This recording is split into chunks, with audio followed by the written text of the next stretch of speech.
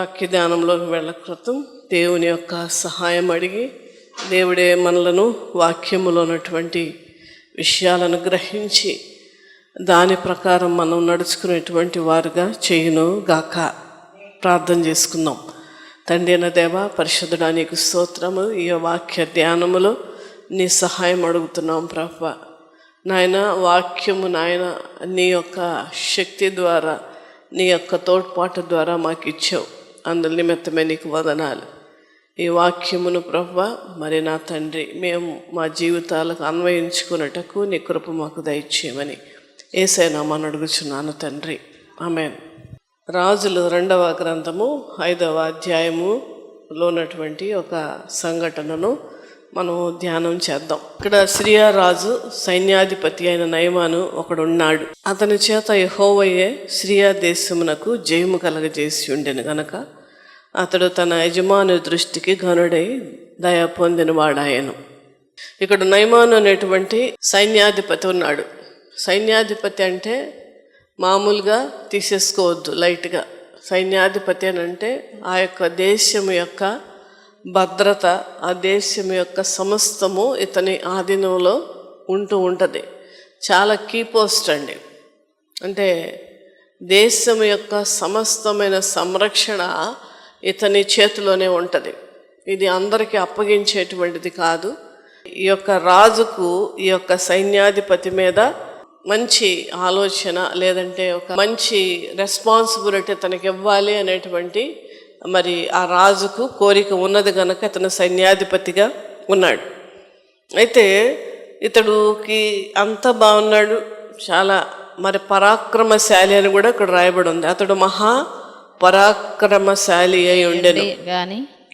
పరాక్రమశాలి అయి ఉండెను అని అంటే చాలా బలమైనటువంటి వ్యక్తిగా ఉన్నాడు. ఆ కాలంలో చాలా బలవంతులుగా ఉండేటువంటి వారండి ప్రజలు. చాలా ఆయుష్ ఉండేది వాళ్ళకి, చాలా బలము కూడా వారికి ఉండేది. అందరికీ బలము కంటే ఇతనికి ఇంకా ఎక్కువ బలము ఉన్నదని మనం అర్థం చేసుకోవాలి. పరాక్రమశాలి అయి ఉండెను. కానీ అతనికి ఏంటండి, కుష్ఠిరోగి. చాలామంది అంత బాగుంది కానండి ఆయనకి ఏదో ఉందండి అని అంటుంటారు. లేదంటే అన్నీ బాగా వచ్చినాయండి, మార్క్స్ అన్నీ 80% కానీ మ్యాథ్స్లో తప్పాడంటారు. దానివల్ల ఉపయోగం ఏముందండి కదా. కనుక ఇన్ని లక్షణాలు లేదంటే ఎన్ని గుడ్ క్వాలిటీస్ ఉన్నటువంటి నయమానికి కుష్టి రోగం అనేటువంటిది ఉన్నది. ఆ కాలంలో కుష్టి రోగం అంటే చాలా భయంకరమైన పరిస్థితి. వాళ్ళను వెలివేసేటువంటి వారు, వాళ్ళ దగ్గర తీసుకుని వచ్చేటువంటి వాళ్ళు కాదు. మరి ఈ రకమైనటువంటి పరిస్థితులు ఉన్నాయి. అయితే నేను అనుకోవడం, ఇతడు కుష్టి వ్యాధి ఉన్నట్టుగా ఇతని భార్యకు తప్పించి బయట వాళ్ళకి తెలియదని నేను అనుకుంటున్నాను. ఈ రాజుకు కానీ, రాజు సైన్యాధిపతిగా అతను ఎంచాడంటే దేశములో ఉన్నటువంటి సీక్రెట్స్ కానీ, దేశములో ఉన్నటువంటి చాలా ఇంపార్టెంట్ థింగ్స్ కానీ, ఎప్పుడు యుద్ధం చేయాలి, ఎలా చేయాలి, ఎవరి మీదకు వెళ్ళాలి, ఏ యుద్ధములో ఏ పరికరాలు ఉపయోగించాలి, ఇది చాలా అంటే ఆ కాలంలో యుద్ధములు జరిగేటువంటి పరిస్థితులు కనుక ఇవన్నీ చాలా తెలివిగా ఉపయోగించాలి. అంతేకాదు ఎప్పుడైనా ఈ యొక్క నయమాను వెళ్ళినప్పుడు అప్పుడు ఖచ్చితంగా జయం పొందుతూ వచ్చాడు. సిరియా రాజు సైన్యాధిపతి అయిన నయమాను అను ఒకడుండెను. అతని చేత యెహోవాయే సిరియా దేశమునకు జయము కలగచేసి ఉండెను గనుక అతడు తన యజమానుని దృష్టికి ఘనుడై దయపొందిన వాడాయను. చూసారండి, యజమానుడి దృష్టికి అంటే రాజుకి ఏంటంటే ఫేవరబుల్ వచ్చింది. ఈ యొక్క నయమాను మీద ఒక నమ్మకం వచ్చింది, ఒక కాన్ఫిడెన్స్ వచ్చింది ఇతని మీద. ఇతనికి అప్పచెప్తే ఇతను ఖచ్చితంగా బాగా చేస్తాడు అనేటువంటి ఒక పూర్తి నమ్మకం ఇతని మీద వచ్చింది. మళ్ళీ చెప్తున్నాను కదా, నేను అనుకోవడం ఏంటంటే ఇతనికి కుష్టి వ్యాధి ఉన్నది అనేటువంటిది రాజుకు తెలిసి ఉండదు అని నేను అనుకుంటూ ఉన్నాను. ఎందుకంటే రాజుకు తెలిస్తే గనక ఇలాంటి ఉద్యోగము ఇవ్వరు కదండి, ఇలాంటి ఉద్యోగం ఇవ్వరు. ఇది మామూలు ఉద్యోగం కాదు. కానీ తెలియకుండానే ఇతడు మెయింటైన్ చేస్తున్నాడు అనేటువంటిది నేను అర్థం చేసుకున్నటువంటి విషయం. అయితే ఇతనికి కుష్టి ఈ కుష్టి అనేటువంటిది వాళ్ళ భార్యకు మాత్రమే తెలుసు. ఎందుకంటే ఇంటికి వచ్చిన తర్వాత ఆ బట్టలన్నిటిని అతను పూర్తిగా కవర్ చేసుకొని ఆ యొక్క కుష్టిని కనపడకుండా కాళ్ళను కానీ చేతులను కానీ కవర్ చేసుకుని మెయింటైన్ చేస్తూ ఉన్నాడని మరి మనం అనుకోవచ్చు. అయితే ప్రతిరోజు కూడా ఇతని ఇంటికి వచ్చి మరి ఆ గాయాలన్నిటినీ శుభ్రం చేసుకొని దానికి మందులు రాసుకొని మరి అలా నడుస్తున్నటువంటి సమయంలో ఒకసారి అంతకుముందు ఆ ఇజ్రాయేల్ దేశమునకు యుద్ధమునకు వెళ్ళి అక్కడ చెరపట్టబడినటువంటి అంటే తీసుకుని వచ్చేటువంటి యుద్ధములో గెలిస్తే అక్కడ ఉన్నటువంటి సమస్తము కూడా ఏ రాజు అయితే గెలిచాడో ఆ రాజు వశము చేసుకునేటువంటి అధికారం ఉన్నది. మరి నయమాన్ ఏం చేశాడంటే ఇజ్రాయెల్ దేశం నుండి కొంతమందిని తీసుకుని వచ్చాడు, చెరపట్టబడి దాసులుగాను దాసీలుగాను. అంతకుముందు కూడా నేను చెప్పాను కూడా దానియేలు కూడా అదే విధముగా వచ్చినటువంటి వ్యక్తే. అయితే ఒక చిన్నదాన్ని తీసుకుని వచ్చాడు. ఈ పాప పేరు రాయబడలేదు, చిన్నది అని రాయబడింది అంతే. ఒకటే వచ్చును, ఆమె పలికినటువంటి ఒక్కటే మాట ఎంత అద్భుతమో చూడండి. ఒకసారి చూద్దాం చూడండి. వారు అచ్చటి నుండి ఒక చిన్నదాన్ని చెరకొని తేగ అది నయమాను భార్యకు పరిచారము చేయుచుండెను. నయమాను భార్యకు పరిచారం చేయుచు ఉండెను. నయమాను భార్య దగ్గర పెట్టాడు ఈ యొక్క పాపను తీసుకుని వచ్చి. నేను తీసుకుని వచ్చాను, ఆ యుద్ధంలో ఈ పాప నాకు కనపడింది, నువ్వు పెట్టుకో, నీకు సహాయంగా ఉంటుంది, బట్టలు ఉతుకుతున్నప్పుడు వంట చేస్తున్నప్పుడు అంటారు కదా, నీకు సహకారిగా ఉంటుంది, ఈ అమ్మాయిని పెట్టుకో అని చెప్పేసి మరి ఆ పిల్లను తీసుకుని వచ్చారు. అయితే ఈమె భార్యకు పరిచారము చేయుచు ఉండెను. అయితే భార్యకు ఏ విధముగా ఈ యొక్క నయమానికి కుష్టి వ్యాధి ఉన్నదని తెలుసో అదే విధముగా ఈ యొక్క చిన్నదానికి కూడా తెలుసుకుని ఆమెకు ఒక పెద్ద డిజైర్ ఉంది. ఏంటంటే నా యజమానుడు ఒక కృతజ్ఞత భావం అక్కడ కనపడుతూ ఉన్నది. మనం ఈ యొక్క విషయాలను చూసి నేర్చుకోవాలి. నేను ప్రార్థన కూడా అదే చేశాను. మనము నేను ఎందుకంటున్నానంటే క్రైస్తవులుగా ఉన్నటువంటి ప్రతి ఒక్కరూ కూడా క్రీస్తు రక్తములో కడగబడిన వారు, దేవుడిచ్చినటువంటి రక్షణను మనం తీసుకొని దాని ప్రకారము రక్షణలో సంరక్షణ అయ్యని ప్రాడుకున్నాం ఇందాక. ఆ రక్షణను మనకిచ్చి మనం బ్రతుకుతూ ఉన్నామంటే ఖచ్చితంగా దేవునికి కృతజ్ఞతా భావంతో మనం జీవించాలి. మనం వేరుగా ఉండాలండి, సొసైటీలో మనల్ని వేరుగా ఉండాలి. మనను ఒక విధముగా ఒక గౌరవంతో కూడినటువంటి విధముగా మనల్ని చూడాలి. అది ప్రత్యేకముగా అది అన్యుల మధ్య మనము వెలిగింపబడినటువంటి వారుగా మనం ఉండాలి. ఎప్పుడు చెప్తాను, అన్యులు బైబిల్ను చదవరండి, అన్యులు బైబిల్ని చదవరు. ఎవరిని చదువుతారంటే మనల్ని చదువుతారు. అయితే చూడండి దేవుని బిడ్డలారా, మనలను చూసి మన ప్రభు మహిమపరచబడాలి. మీ దీపములను వెలుగుచుండనీయుడి అని వాక్యము సెలవిస్తుంది. ఏంటి మన దీపాలు వెలిగించడం? చచ్చిపోయిన వాళ్ళ దగ్గర ప్రమిదలు పెట్టడమా? చాలా బాధకరమైనటువంటి ఏంటంటే వాక్యమే వినటమే సంఘమే బయటికి వెళ్ళిన తర్వాత నా ఇష్టానుసారంగా బ్రతికేటువంటి పరిస్థితి మనం చేయకూడదండి, చేయకూడదు. ఎట్టి పరిస్థితుల్లో కూడా అది మనం చేయకూడదు. అది దేవునికి అవమానం. మనం తెచ్చినటువంటి వారం అవుతాం. దేవుని బిడ్డలారా జ్ఞాపకం పెట్టుకోండి. అన్నిలతో పాటు చేరి మనము రకరకాలైన వాటిని మనం అనుసరించడానికి వీలు లేదు. ఎట్టి పరిస్థితుల్లో కూడా కాంప్రమైజ్ అవ్వద్దు దాని విషయంలో కూడా. ఇక్కడ చూడండి, ఈ చిన్నది ఎంత కోపం ఉండాలండి నయమాన్ మీద. నా తల్లిదండ్రుల దగ్గర నుంచి తీసుకుని వచ్చాడు, చక్కగా నేను ఆడుకుంటున్నటువంటి దానిని నా తమ్ముళ్ళతో, నా చెల్లెళ్ళతో, నా తల్లిదండ్రులతో ఉంటున్నటువంటి దాన్ని లాక్కొచ్చేసి ఇక్కడ పడేసి నన్ను పని చేయిస్తూ ఉన్నాడు అని ఎంత కోపం ఉండాలండి? ఖచ్చితంగా ఉండాలి. మనమైతే అదే ప్రవర్తించేవాళ్ళం. కానీ ఇక్కడ క్రీస్తు ప్రేమను ఈ పాప చాటుతూ ఉన్నది. అంత చేశాడు, నేను ఎందుకు చేయాలి? చెడు చేసినటువంటి వాళ్ళకి ఎదురు మనం మంచి చేస్తే అప్పుడు దేవుడు సంతోషిస్తాడు. చెడు చేసినటువంటి వాళ్ళకి మనం చెడు చేస్తే మనకిను అన్యులకి ఏంటి తేడా అండి? క్షమించలేనటువంటి గుణం మనకుంటే మనకిను అన్యులకి ఏంటి తేడా కదా? ఆలోచించండి మీరు. కానీ ఇక్కడ అద్భుతమైనటువంటి ఒక మాట అంటూ ఉన్నది ఈ చిన్నది. అది షోమ్రోనులోనున్న ప్రవక్త దగ్గర నా ఏలినవాడు ఉండవలెనని నేనెంతో కోరుచున్నాను. అతడు నా ఏలినవానికి కలిగిన కుష్ఠరోగమును బాగు చేయునని తన యజమానిరాలితో అనెను. చెప్పాను కదా, బహుశా వీళ్ళిద్దరికే తెలుసు నయమానికి కుష్టి వ్యాధి ఉన్నదని. ఎందుకంటే ఆ బట్టలు ఉతకడం కానీ, ఆ స్నానం చేసి వచ్చినప్పుడు కానీ, ఆ ఇంట్లో తిరుగుతున్నప్పుడు కానీ ఈ పాప కూడా గమనించింది. ఇక్కడ చూడండి, ఈ కుష్టి రోగము చాలా భయంకరమైన వాసన కొడతా ఉంటుందండి. చూస్తానికి ఎంత ఎత్తున్నాడు, బలవంతుడు, పరాక్రమశాలి, అన్నీ బాగున్నాయి, కానీ ఇతనికి కుష్టి వ్యాధి. కానీ వీళ్ళు అన్యులండి. ఇంకొక విషయం చెప్తున్నాను నేను. ఈ సిరియా రాజు దగ్గర ఉన్నటువంటి ఈ నయమాను అన్యుడు.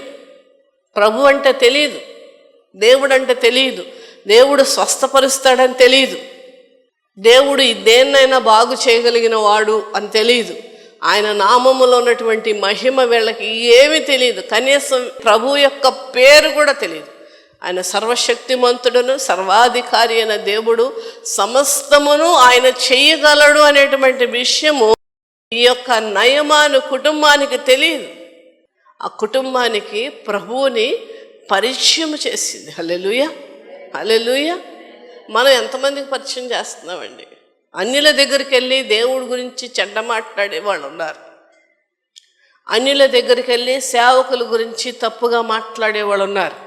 మనం అన్యుల దగ్గరికి వెళ్ళి మాట్లాడడానికి వీల్లేదు. అది భయంకరమైన పాపం. దేవుని బిడ్డలారా, భయంకరమైన శాపాన్ని తెచ్చుకుంటారు. ఈ చిన్నది చూడండి, దేవునిని పరిచయం చేస్తుంది ఆ కుటుంబానికి. హల్లెలూయా, హల్లెలూయా. షోమ్రోనులో ఉన్నటువంటి ఆ ప్రవక్త దగ్గర నా ఏలినవాడు, నా యజమానుడైనటువంటి వాడు ఉంటే అదొక్కటే కదా ప్రాబ్లం, దానితోనే కదా బాధపడుతూ ఉన్నాడు. అతడు బాగవుతాడు. నయమాను ఈ చిన్నదానికి చెడు చేశాడు ఆమె దృష్టిలో. చాలామంది చిన్నతనంలో చేసినటువంటిది ఇప్పటికి కూడా మర్చిపోరండి చేసినటువంటిది కదా. సొంత వాళ్ళని క్షమించలేనటువంటి పరిస్థితులలో ఉంటారు చాలామంది, క్షమించలేరు.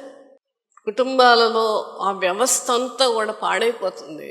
దేనివలనంటే క్రీస్తు ప్రేమ, పరిశుద్ధాత్మ శక్తి మనలో లేకపోవడమే. భర్తను భార్య క్షమించలేదు, భార్యను భర్త క్షమించలేదు, తల్లిని బిడ్డలు క్షమించలేని రోజులు, పిల్లలు తల్లిదండ్రులు క్షమించలేనటువంటి వారు. చూడండి, మనము నిజముగా క్రీస్తు బిడ్డగా బ్రతికితే ఆ ఫ్రాగ్రెన్స్, ఆ పరిమళము చూడండి దేవుని బిడ్డలారా. పరిమళం అని ఎందుకు నేను అంటున్నానంటే, పరిమళం అనేటువంటిది కప్పెట్టడానికి ఎవరి వలన కూడా కాదు. ఆ వాసనను ఎవరు ఆపలేరండి. అందుకనే ఎఫెసీలు రాసినటువంటి పత్రికలో ఒక వాక్యం ఉంటుంది. ఏమనగా, క్రీస్తు మిమ్ములను పరిమళ వాసనగా ఉండుటకు ఆయన మరణించారని ఉంటుంది. ఈ వాక్యము రాయబడక ముందే ఈ పాప పరిమళ వాసనగా ఉన్నది. హల్లెలూయా, హల్లెలూయా. పాత నిబంధనలో ఉన్నటువంటి చాలామంది వ్యక్తులు, మన పితరులైనటువంటి వారు చాలామంది వ్యక్తులు పరిమళ వాసనగానే ఉన్నారండి వాళ్ళు. హల్లెలూయా. కనుకనే రాజ్యాలు వీరి గురించి మార్చబడినాయి, దేశాలు వీరి గురించి మార్చబడినాయి. క్రీస్తును తెలుసుకునేటువంటి విధముగా చాలామంది వారు ఆ ప్రయత్నాలను చేశారండి. ఆ ప్రయత్నము ఫలించింది. ఆ ప్రయత్నాలన్నీ కూడా ఒక పరిమళ వాసనగా వెదజల్లబడినాయి. కనుకనే ఆ యొక్క సువార్త అనేక మందిలో, లేదంటే దేవుడే నిజమైనటువంటి వాడు, ఇజ్రాయేలు దేవుడే లోక రక్షకుడు అనేటువంటి విషయం అనేక మందికి తెలియజేయబడింది వీరి ద్వారా. సిరియా దేశములో, అన్యుల దేశం, ఇప్పటికీ కూడా సిరియా దేశము చాలా సెన్సిటివ్ దేశం అండి. దానిలో అన్ని రకాలైనటువంటి మనుషులు ఇప్పటికీ కూడా ఉన్నారు. కానీ అక్కడ క్రైస్తత్వం వచ్చింది అనేటువంటి ఒక మాట మోస్ట్లీ, అంటే ఎక్కువ పర్సంటేజ్ ఈ చిన్నది వల్లనే జరిగింది కాదంటారా? ఇప్పుడు ఎవరితో అన్నది ఈ చిన్నది? యజమానురాలతో అన్నది, నయమాను గురించి అన్నది. ఈ యజమానురాలు ఏం చేసింది? ఎవరు చెప్పింది? ఎప్పుడైనా సరే మంచి మాటలను కప్పెట్టకూడదు. యజమానురాలు ఏం చెప్పింది? నయమానుకు చెప్పింది, భర్తకు చెప్పింది. ఏమని చెప్పిందంటే, పాప ఉంది కదండి మన ఇంట్లో పనిచేస్తున్న పాప, అది రాయబడలేదు కానీ అదే కదండి జరిగింది. వాక్యపు వెనక భాగాలను ఎక్కువ ఆలోచిస్తూ ఉంటా, వాటిలో కూడా బోళ్ళంతా సువార్త మనకు కనపడుతూ ఉంటుంది. ఆ పాప చెప్పిందండి. ఆ పాప ఎంత మంచిదో మనకు తెలుసు. ప్రతిదినం కూడా ప్రార్థన చేసుకుంటుంది, ప్రతిదినము కూడా పాటలు పాడుతుంది, ప్రతిదినము కూడా దేవుని స్తుతిస్తుంది.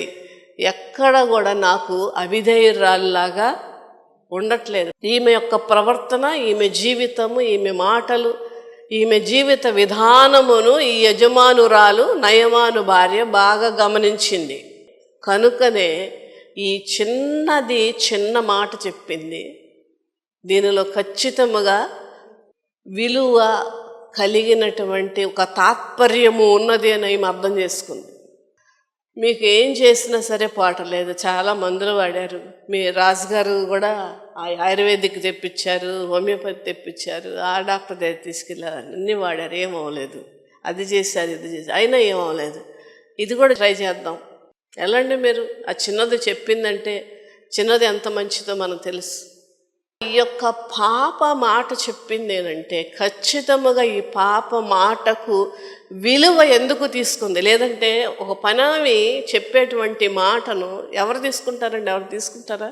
ఎవరు తీసుకోరు. కానీ ఈమె తీసుకున్నది అనడానికి గల కారణం ఏంటంటే, ఖచ్చితంగా ఈ చిన్నదాని యొక్క జీవితం.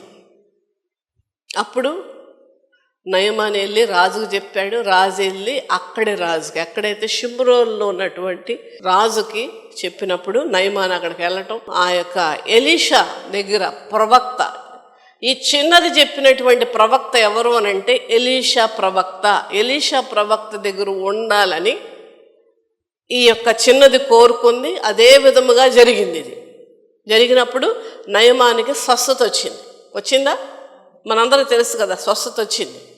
నయమానికి స్వస్థత వచ్చింది, బాగైపోయాడు. అయితే మనం తెలుసుకోవలసినటువంటి విషయం ఏంటంటే, స్వస్థత వచ్చిన తర్వాత నయమాన్ ఏమన్నాడండి? 14-15 అతడు పోయి దైవజనుడు చెప్పినట్లు యొర్దాను నదిలో 7 మారులు మునగగా అతని దేహము పసిపిల్ల దేహం వలెనై అతడు శుద్ధుడాయెను. అప్పుడు అతడు తన పరివారముతో కూడా దైవజన్య వద్దకు తిరిగి వచ్చి అతని ముందర నిలచి, చిత్తగించుము, ఇశ్రాయేలులోనున్న దేవుడు తప్ప లోకమందంతటను మరి ఒక దేవుడు లేడని నేను ఎరుగుదును. ఈ సిరియా దేశపు ప్రజలకు నిజమైనటువంటి దేవుడు తెలియదు, లోకరక్షకుడు తెలియదు.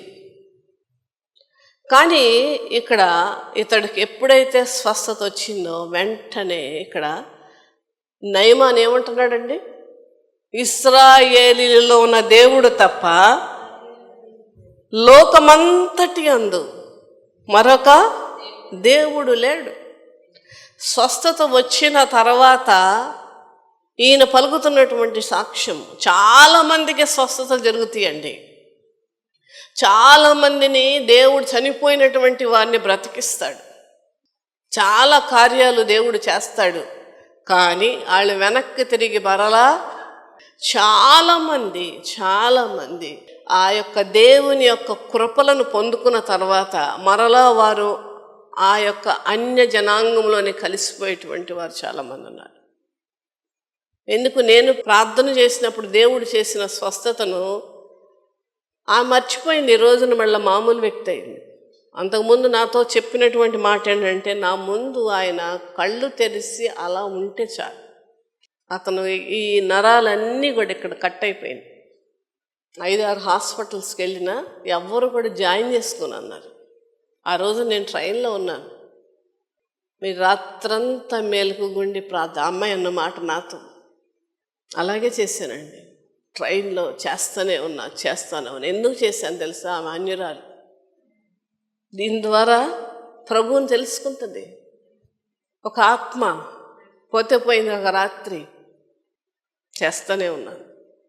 ఈ హాస్పిటల్ తీసుకెళ్తున్నాం, జాయిన్ ప్రతిసారి ఫోన్లే. అయినా సరే ఇక్కడ ప్రార్థన, ప్రభువా కనికరే, ప్రభువా కని. అట్లాగా ఆఖరికి ఒక హాస్పిటల్లో జాయిన్ చేసుకున్నారు. అట్లా ఆ గంటలు గడిచే కొద్ది 3 రోజులకి ఆయన కళ్ళు తెరిచాడు. హల్లెలూయా. ఆ తర్వాత మెల్లమెల్లగా ఒక దర్శనం దేవుడు చూపించాడండి. ప్రార్థన చేస్తున్నప్పుడు ఆయన నడుచుకుంటూ ఇంటికి వెళ్తున్నట్లుగా చూపించాడు నాకు. అప్పుడు నేను చెప్పాను, అమ్మా ఇలా వచ్చింది, మీరు కూడా ప్రార్థన చేస్తాను. ఆమె కూడా ప్రార్థన చేసింది. అప్పుడు అలాగే ప్రభు ఎలా చూపించారు అదే జరిగిందండి.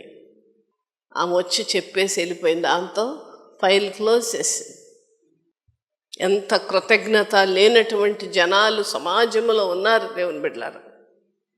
దేవుడు చేసిన కార్యాలను మర్చిపోయేటువంటి వారు చాలామంది ఉన్నారు.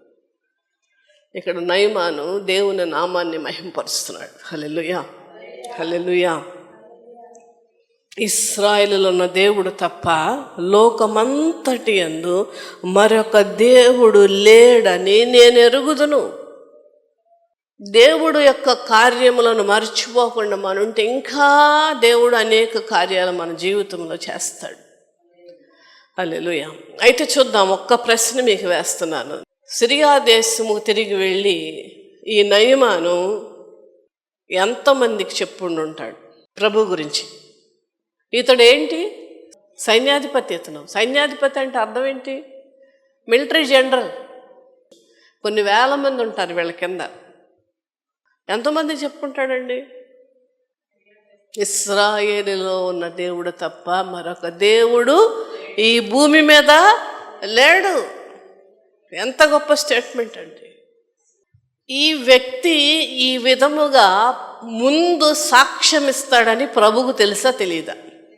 తెలుసు. ఎలా తెలుసు?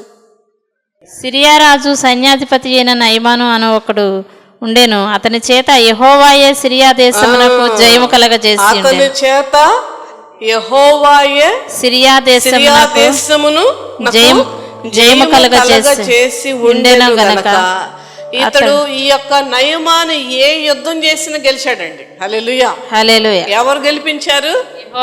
యెహోవాయే గెలిపించాడు. ఇక్కడ దేవుని ప్రణాళిక చూసారా? సిరియా దేశములో దేవాది దేవుడి యొక్క నామము మహిమపరచబడాలి. లోకము, సిరియా దేశ ప్రజలు దేవునిని తెలుసుకోవాలి, నిజ దేవుని తెలుసుకోవాలి. కనుకనే ఈ విధముగా కృతజ్ఞుడై ఈ నయమాను ఉంటాడని దేవుడికి తెలుసు. కనుకనే ఇతను చేసిన యుద్ధమును యెహోవాయే గెలిపించాడు. హల్లెలూయా, హల్లెలూయా. ఇంకొక ప్రశ్న వేస్తున్నాను. ఈ పాపకు చిన్నదని రాస్తున్నారు. ఈ పాపకు వయసు ఎంత? 12 ఏళ్ళు ఉంటాయి అని హిస్టరీ చెప్తున్నది. 12 ఏళ్ల పిల్ల ఒక అద్భుతమైన ఒక దేశమును రగిలించేటువంటి మాట. హల్లెలూయా. దేశాన్ని వెలిగించేటువంటి మాట. హల్లెలూయా. దేవుడు వెలుగై ఉన్నాడు అనేటువంటి ఒక మాట అనడానికి గల కారణం ఈ చిన్నది. 12 ఏళ్ల పిల్లకి అసలు ఈ బర్డన్ ఏంటండి వచ్చింది? అలా షిమ్రోనులో ప్రవక్త ఉన్నాడు, ఆ ప్రవక్త స్వస్థపరుస్తాడు అనేటువంటి విషయం ఈ పాపకి ఎలా తెలుసు? 12 ఏళ్ల పిల్ల. 12 ఏళ్ళప్పుడు చిన్నతనములోనే సండే స్కూల్లో వినుంటుంది. మందిరము యొక్క ఆవశ్యకత అదే దేవుని బిడ్డలారా. 12 ఏళ్ల పిల్ల దేవుని గురించి సాక్ష్యం చెప్తూ ఉన్నది. సండే స్కూల్లో కానీ ఎక్కడో ఇలాగే ఒక ఆదివారపు ఆరాధనలో కానీ ఈ ఎలీషా ప్రవక్త ద్వారా దేవుడు అద్భుత కార్యాలు చేస్తూ ఉన్నాడు, స్వస్థత కార్యాలు చేస్తూ ఉన్నాడు అని ఈమె తెలుసుకున్నది, అది మనసులో పెట్టుకున్నది.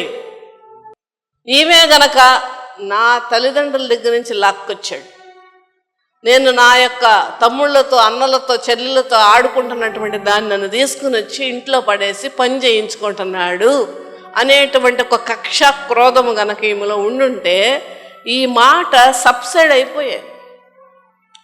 ఈమె ఆ నయమాను చెప్పాలంటే, నయమాను ఈమె ఎడల ఒక అన్యాయం చేసినప్పటికీ కూడా, నేను వాళ్ళ ఇంట్లో ఉంటున్నాను, వాళ్ళ కింద నేను పనిచేస్తూ ఉన్నాను, అయినప్పటికీ వాళ్లకు ఈ మంచి తెలియచేయాలి, ఈ సత్యాన్ని తెలియచేయాలి, పరిమళ వాసన అనేటువంటిది ఆమెకి జ్ఞాపకం వచ్చింది. ఫౌండేషన్ చూసారండి, ఈ ఇంటిలో ఆమె చెప్పినటువంటి ఆ తల్లిదండ్రులే కానీ, ఆ యొక్క ఆమె వెళుతున్న సమాజ మందిరములలో ఒక సేవకులే కానీ చెప్పిన మాటను పట్టుకొని తీసుకుని వెళ్ళింది, ఆ గృహాన్ని తీసుకెళ్ళింది.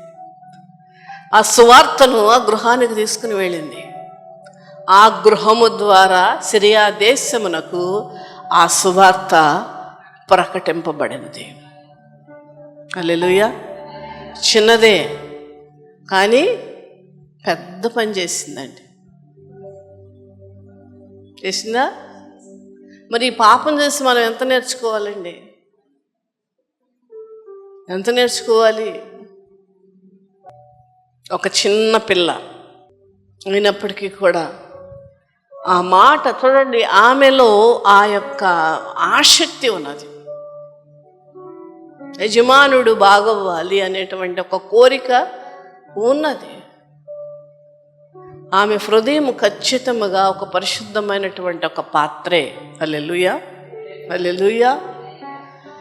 ఈమె మాటను తీసుకునడానికి గల కారణం ఏంటంటే, ఆమె ఆ కుటుంబములో క్రీస్తును పోలి నడుచుకుంది.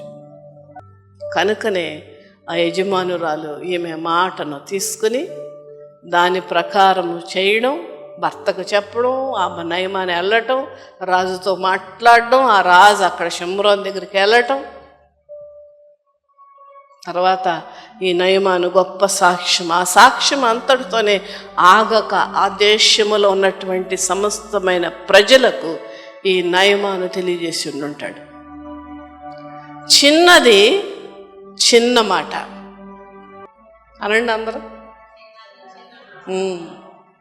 చిన్నది చిన్న మాట కానీ పెద్ద కార్యం జరిగింది. హల్లెలూయా, హల్లెలూయా. కనుక మనం నేర్చుకోవలసింది ఏంటంటే, మనకు నిజముగా మనకు మనస్సుంటే మనం నోరు విప్పి మాట్లాడుతూ ప్రభువును ప్రకటిద్దాం, ప్రభు నామమును మహిమను తీసుకుని వద్దాం. మనం చేసిన పని ఖచ్చితంగా దానికి ఫలితం ఉంటుంది. ఆ రోజు కాకపోయినా ఎప్పటికైనా అది పనిచేస్తుంది. వాక్యములో ఉన్నటువంటి ఆ గొప్ప శక్తి అదండి. వాక్యములో ఉన్నటువంటి వెలుగు అదే, ఇతరులను వెలిగింపచేస్తుంది. వాక్యములో ఉన్నటువంటి మహిమ అదే, పరిమళ వాసన. కనుక చూడండి దేవుని బిడ్డలారా, ఈ పాపం చూసి మనం నేర్చుకుందాం, దేవుని నామాన్ని ప్రకటిద్దాం, దేవుని నామాన్ని మహిమపరిచే విధముగా మన జీవితాలు ఉండుటకు ఆయన కృప మనందరికీ అనుగ్రహించును గాక. Amen, amen.